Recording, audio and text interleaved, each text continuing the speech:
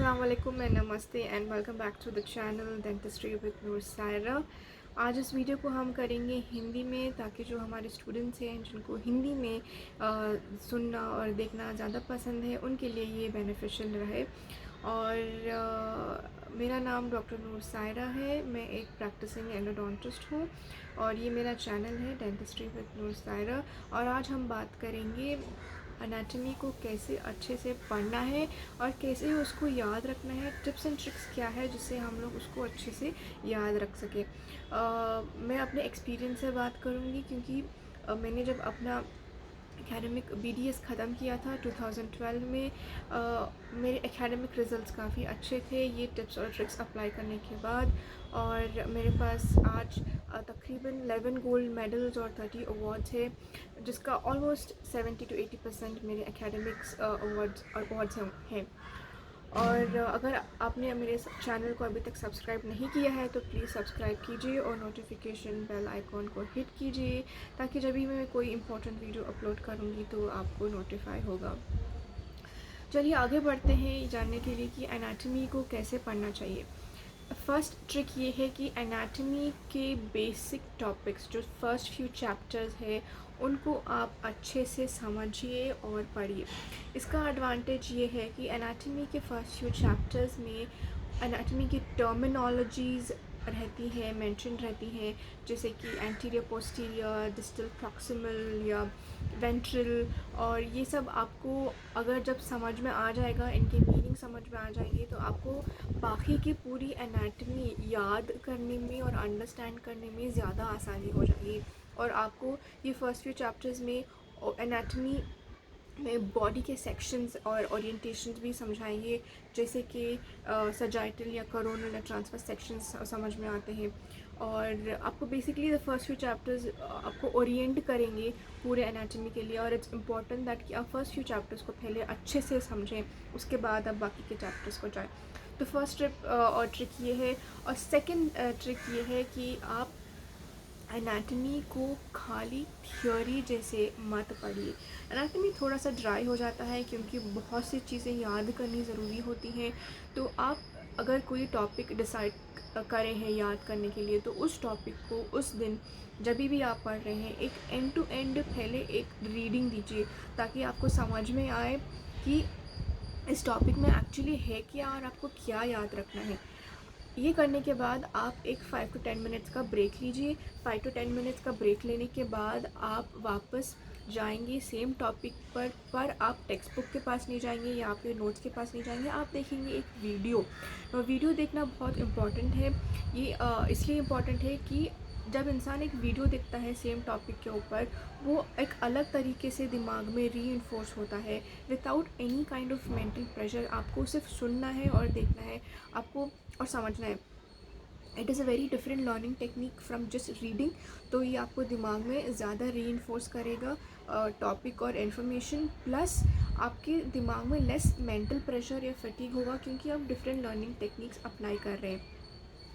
तो आप पहले एक एंड टू एंड रीडिंग दीजिए सेम टॉपिक का, फिर आप यूट्यूब वीडियो पे जा सकते हैं, फिर कोई वही रिलेटेड टॉपिक के ऊपर एक वीडियो देखिए कि इसको कैसे याद रखना है। उसके बाद आप एक 5 to 10 मिनट्स का ब्रेक लीजिए। उसके बाद आप जाइए वापस अपनी टेक्स्ट बुक के ऊपर और वही सेम टॉपिक पे आप जो टॉपिक पढ़ रहे थे उसमें उस टॉपिक को आप याद करेंगे पार्ट्स में। तो पहले आपने सिर्फ रीडिंग दी थी, अब आप याद करेंगे उसको पार्ट्स में।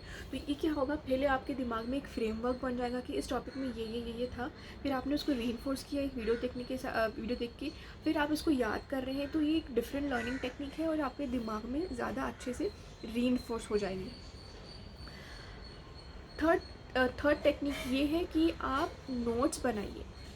अगर आप ऐसे आपका पढ़ने का तरीका ऐसे है कि आपको 2-3 टेक्स्ट बुक से ज़्यादा पढ़ना अच्छा लगता है, आपको मटेरियल और इन्फॉर्मेशन एग्रीगेट करना अच्छा लगता है, या आपकी ज़रूरत है कि आप एक PPT से भी पढ़ना है और आपको एक टेक्स्ट बुक से भी पढ़ना है, तो आप जब उस टॉपिक को उस दिन पढ़ रहे हैं, आपको शायद आपके उस दिन 2 घंटे वेस्ट होंगे, तो आप नोट्स बनाइए उस टॉपिक के ऊपर, कंसाइज नोट्स बनाइए। 2-3 जगह से एक जगह पे आपकी अपने कस्टमाइज्ड नोट्स बनाइए। ये आपको लॉन्ग रन में बहुत हेल्प करेगा। जो टॉपिक के आप ऊपर आज 2 आवर्स डाल रहे हैं या इन्वेस्ट कर रहे हैं, आपको अगर कल उस सेम टॉपिक को रिवाइज करना है, हार्डली आपके 20 मिनट्स लगेंगे। तो मतलब आपका एक तो टाइम कंजम्पशन लेस हो रहा है और मेंटल फैटिग भी लेस हो रहा है, पर आप ज़्यादा मटेरियल कवर भी कर रहे हैं। That is you covering a material from 2 or 3 places और 2 or 3 टेक्स्ट बुक्स। तो ये एडवांटेज है इसका कि आप नोट्स बनाइए, और अगर आप तीसरे दिन जाते हैं वही टॉपिक को रिवाइज़ करने के लिए, आपको शायद 10 मिनट से कम लगेगा। तो एक तो आपके दिमाग में एक मेंटल पिक्चर बन रहा है आपके नोट्स का, क्योंकि आपने नोट्स अपने ऐसे बनाए होंगे जो आपको रिमेंबर करने में इजी होगा। तो एक मेंटल पिक्चर बन रहा है कि इस पेज के इस कॉर्नर में ये लिखा है, इस पेज के इस कॉर्नर में ये लिखा है, तो आपको इसको एग्ज़ाम में रिप्रोड्यूस करने में ईजी होगा। सेकेंड थिंग ये है कि आप 2-3 किताबों का इन्फॉर्मेशन आपके पास एक जगह कस्टमाइज है, तो it help you put down your answer better in the exam. ये आपको ज़्यादा अच्छे से मार्क्स भी ला सकता है। और एक तो आपको टाइम कंजम्पशन लेस हो रहा है और ज़्यादा अच्छे से याद भी हो रहा है, क्योंकि आपकी जो इन्फॉर्मेशन है वो बार बार रीइंफोर्स हो रही है। और चौथा ट्रिक ये है कि आप डिफरेंट मेमोराइजेशन टेक्निक्स यूज़ कीजिए, मतलब डिफरेंट याद करने की तरीके यूज़ कीजिए। जैसे कि अगर आप एक ट्राइजमाइनल नर्व याद कर रहे हैं, फॉर एग्जांपल अगर आप ट्राइजमाइनल नर्व का पाथवे याद कर रहे हैं, जैसे कि ट्राइजमाइनल नर्व में से मैक्सिलरी नर्व निकलती है, मिडिल क्रेनियल फोसा में से बाहर निकलता है थ्रू फोरामेन रोटोंडम, फिर that goes into the pterygopalatine fossa ना। अब इस चीज़ को आप अगर अपने नोट्स में लिख रहे हैं सिर्फ प्लेन वर्ड्स में, ये थोड़ा डिफ़िकल्ट है आपके दिमाग को रीइंफोर्स करने के लिए। तो इस चीज़ को आप एक फ़्लो चार्ट में लिखिए। जब आप इस चीज़ को फ़्लो चार्ट में लिखेंगे एरोज़ डाल के, आपके दिमाग में इस चीज़ का एक मेंटल पिक्चर बनेगा। जब इस चीज़ का मेंटल पिक्चर बनेगा, आपको रिप्रोड्यूस करने में ज़्यादा आसानी होगी। तो it is just not about theory, it is about also pictures that you creating your mind. ये बहुत इंपॉर्टेंट है आपको अंडरस्टैंड करना। दूसरा टेक्निक ये है कि आप ज़्यादा से ज़्यादा डायग्राम बनाइए, कलरफुल डायग्राम्स बनाइए। फैंसी नहीं, बस डिफरेंट कलर्स यूज कीजिए ताकि आपको याद रहे कि वहाँ पर आपने एक आर्टरी ड्रॉ करी थी, यहाँ पर आपने एक वेन ड्रॉ किया था, और आपको ये रिप्रोड्यूस करने में आसान हो। और तीसरा मेमोराइजेशन टेक्निक ये है कि आप मेमोरी ट्रिक्स और या निमोनिक्स यूज़ कीजिए। निमोनिक्स क्या है कि अगर आपको कोई चीज़ याद करनी है, फॉर एग्जांपल आपको फेशियल नर्व के ब्रांचेस याद करने हैं, अगर आपको फेशियल नर्व के फर्स्ट ब्रांचेस हैं कि वो ग्रेटर पेट्रोजल, नोटस स्टेपिडियस या कॉर्ड टिम्पैनी, अगर आपको 3 चीज़ें याद करनी है तो आप एक निमोनिक बना लीजिए, गुड नाइट क्लब। तो आपको अगर जब ये निमोनिक याद रहेगा, आपको GNC याद रहेगा, तो आपको ग्रेटर पेट्रोजल, नोटस स्टेपिडियस और कॉर्ड टिम्पैनी अपने आप याद आ जाएगा। तो ये सब लर्निंग टेक्निक्स है जो आप अप्लाई कर सकते हैं एनाटॉमी में। The next 2 tricks are very very important, बहुत ज़्यादा हेल्प करते हैं नेक्स्ट 2 ट्रिप्स। और the fifth one is that कि आप ऐसे पढ़ें कि आप किसी को पढ़ा रहे हैं ना। इसका ये एडवांटेज है कि आप एग्जॉस्ट हो जाता है आपका माइंड पढ़ पढ़ के, थ्योरी पढ़ पढ़ के।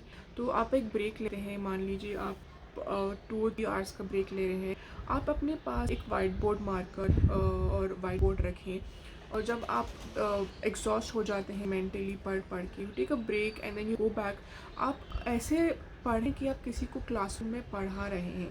तो ऐसे क्या होता है, एक तो इन्फॉर्मेशन ट्रेन बनती है आपके दिमाग में उस रिलेटेड टॉपिक का, और आपको जो डिफ़िकल्ट चीज़ें उस टॉपिक के रिलेटेड आप भूल रहे हैं, you can always go back and आप रिवाइज कर सकते हैं इस चीज़ को। ये एक बहुत इंपॉर्टेंट लर्निंग टेक्निक है, इसको टीचिंग टेक्निक भी बोलते हैं।